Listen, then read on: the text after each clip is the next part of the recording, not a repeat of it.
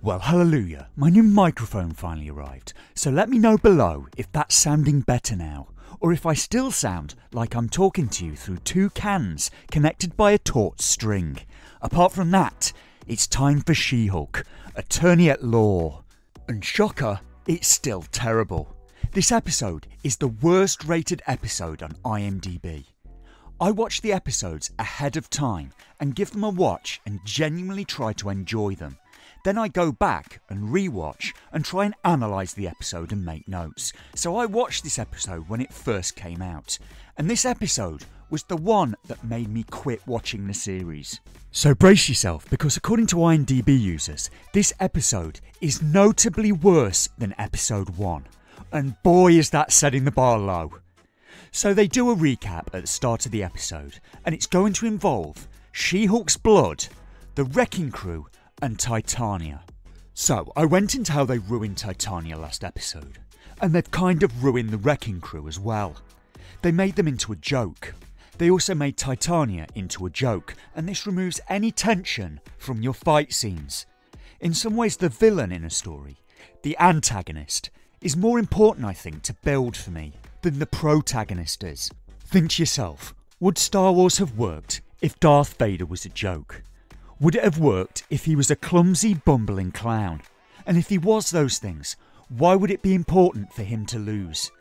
It worked because he was imposing, ruthless, a killer, powerful with James Earl Jones' booming voice. In some ways, Luke was far less important to Star Wars than Vader was.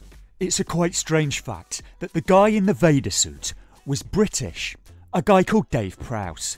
Now, Dave was an English actor, bodybuilder and weightlifter. He was quite a big lad, standing in at 6'6". That's 1.98 metres tall. So physically, Dave made a good Vader. Sadly for Dave though, he was born in Bristol and had quite a distinctive accent. It's the West Country accent, and it sounds a lot like Stephen Merchant, or a bit like the Hobbits from the Jackson Lord of the Rings, leading to footage like this before George Lucas added in James Earl Jones' voice later on. Finding the right voice for Darth Vader was another challenge. And action! Lucas had never intended to use the on-set vocal performance of David Prowse. Start tearing this ship apart piece by piece until you find those tapes. Find the passengers of this vessel. I want them alive! So they go into the Marvel intro, and at this point, I'm just mostly looking at the faces of the characters that I liked that Marvel have badly screwed up, ruined or killed. It's like a highlight reel of disappointment. An archetype was set as far back as Iron Man 1, where Tony Stark was made a lot more wisecracking than he was in the source material. And now all of the characters do it, strangely apart from Spider-Man, who was one of the characters from the comics who did the most wisecracks. And this I think is maybe where the superhero genre's gone wrong. I think Iron Man 1 was a good film that set some very bad precedents. All of the characters in the Marvel Cinematic Universe seem to have drifted towards that version of Tony Stark over time, and have moved further away from the very different group of people that they were in the comics.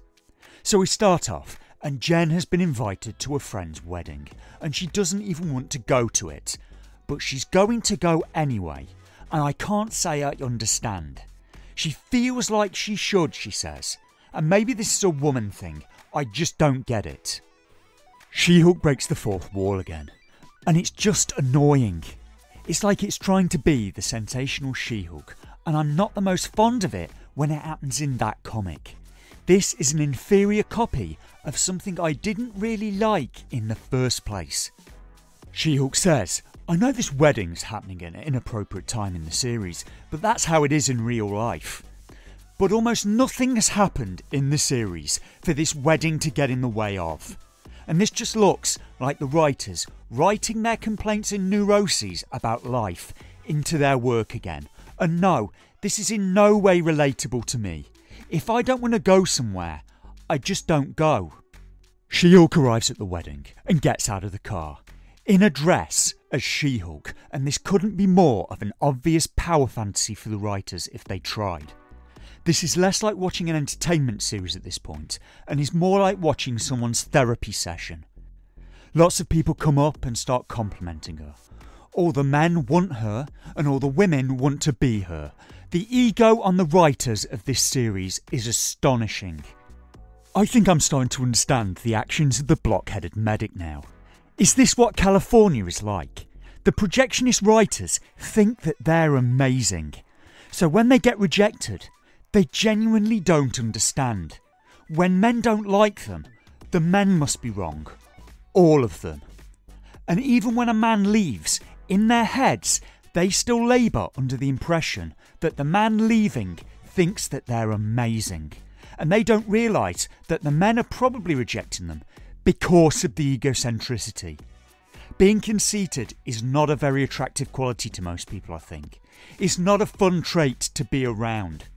It's not the sign of a good partner either, because when someone always prioritises themselves and demands more of the other person, you're not their partner, you're their lackey. And never mind the idea of having kids with someone who only thinks about themselves. Kids need a lot of time and attention, and they're not going to get much of either from a parent who only thinks about themselves. The bride is unhappy at Jen for arriving as She-Hulk and taking all of the attention away from her, and that is why Jen did it. She pretty much admits to it. She turned up as She-Hulk just to show off and show up the bride. It's an old friend's wedding, and Jen is still only thinking of herself, of how she can make other people's wedding about her. Jen hasn't brought a date along with her, and she doesn't want to walk alone down the aisle, so she's given someone by the bride, someone called Jonathan, who's apparently great, or so Jen is told. In reality, Jonathan is a small crippled dog, and the bride and the bridesmaids just want to humiliate Jen. And is this what female friendship is like? Why would anyone be friends with any of these people? It reminds me of a line of Al Bundy's in Married with Children, when he said, "Son, don't try to understand women. Women understand women and they hate each other." Or something. Sent you. I don't know what you're talking about. I'm a member of the Imperial Senate on a diplomatic... You are part of the Rebel Alliance and a traitor. Take her away. Could you make me a cup of tea, please, Stephanie?